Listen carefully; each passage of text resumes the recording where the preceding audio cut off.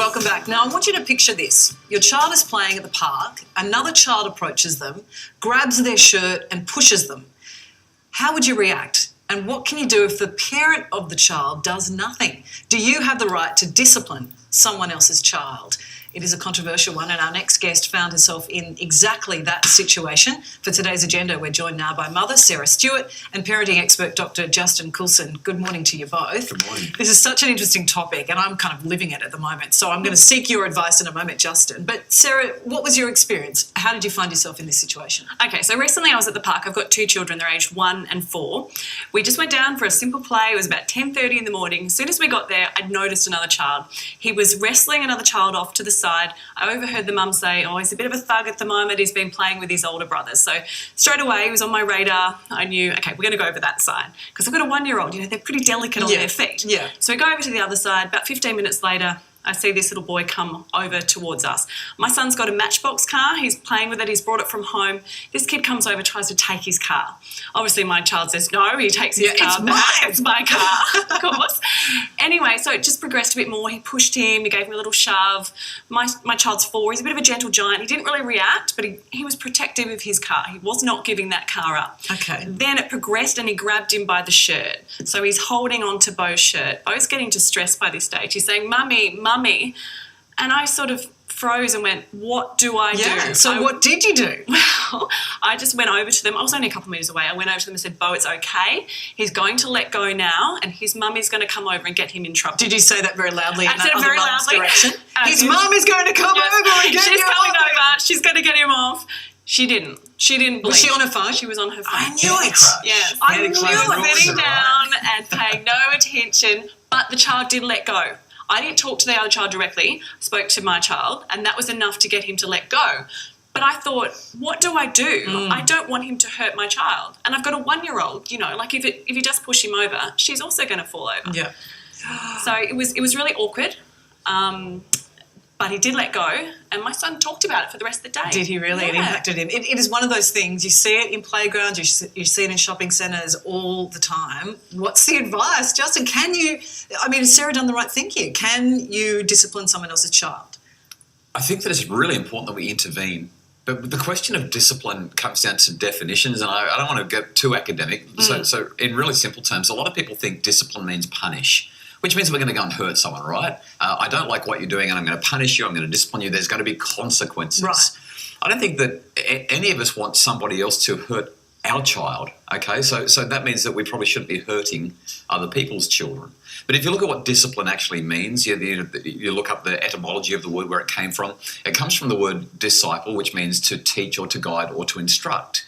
I think every single one of us has a social requirement to intervene and to teach, to guide and to instruct, whether it's our children or somebody else's. We've got a social obligation to do that.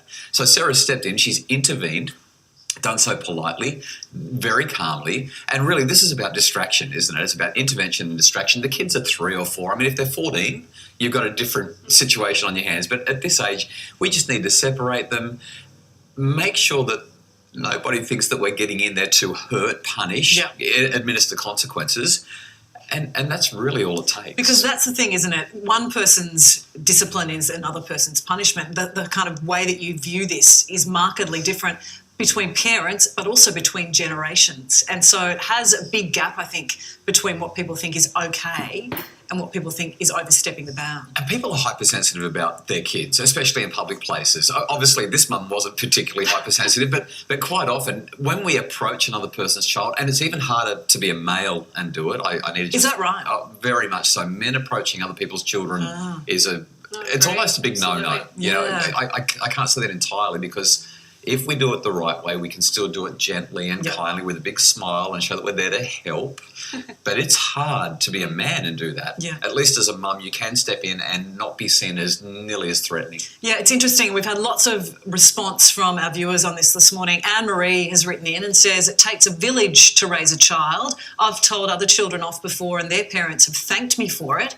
Samantha says, if I leave my child in someone's care, then I'd expect them to discipline my child if they see fit.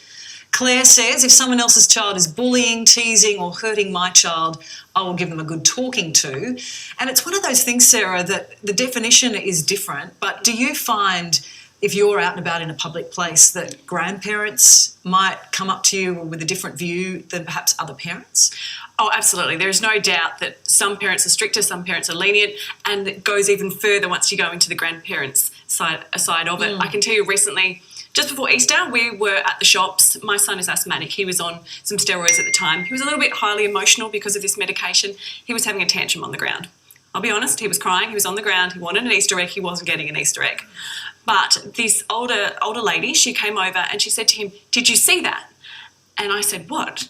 You know, I'm thinking, what's happened to you? And she said, "The Easter Bunny's just gone. He's not coming to you because you're not listening to your mum." Oh, No way. that's harsh. And I said, "What?" She crushed the dreams She of your crushed the child. dream of my child right in front of me. And I just thought that's really uncalled for, you know, to tell him the Easter Bunny's not coming. Yes, he was upset, but I knew why he was upset. He was on the medication, which made him highly emotional. And I wasn't excusing his behaviour, but I was handling it quite softly.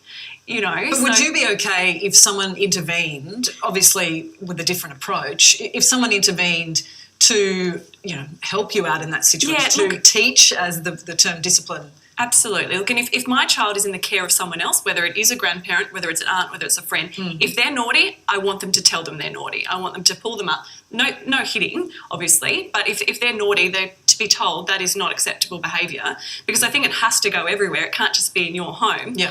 You know, it needs to be a standard across, whether they're at kindy, whether at Nana's, whether they're at a friend's house. So I would expect them to, and if they were being helpful. But I find if I see another mum upset, you know, not coping with the situation, I give them a smile and I kind of say, "Are you okay? We've all been there," you know, rather than trying to influence how they're parenting their child. I find, Justin, that my kids, they don't listen to a word I say, but they will react and respond if another adult talks to them. They'll, whatever their teacher says, they'll do. So I actually welcome if it's done in a respectful way. Can it be helpful if other parents intervene? I love the story of a 15-year-old girl who was abusive towards her mum. One day they had a big yelling argument, and the 15-year-old daughter, walks out the front door, slams the door, yells, "I hate you, mum," or something like that, and storms down the garden path and along the street. The elderly neighbour right next door, old lady, heard what was going on, and she called out and she simply said to her, "I heard the way you spoke to your mum. I hope never to hear you speak like that to her again. Your mum's better than that." Wow. So a gentle teaching moment, no accusation. You know, we can do this. Like I said before, we actually have a responsibility to do it. I also quickly want to mention, though, Sarah's highlighted something really important. We don't know what's going on in the lives of other people. It's so important that we reserve judgment. they might have a mental condition, they may have a physical ailment, there could be something going on. It's important to not be too judgmental of the parent or the child. Yeah, very important. Such good advice and really good topic that we're all living at the moment, aren't we? Sarah and Justin, thank you so much for coming in. Thanks. Good topic. And thank you for your feedback on that as well.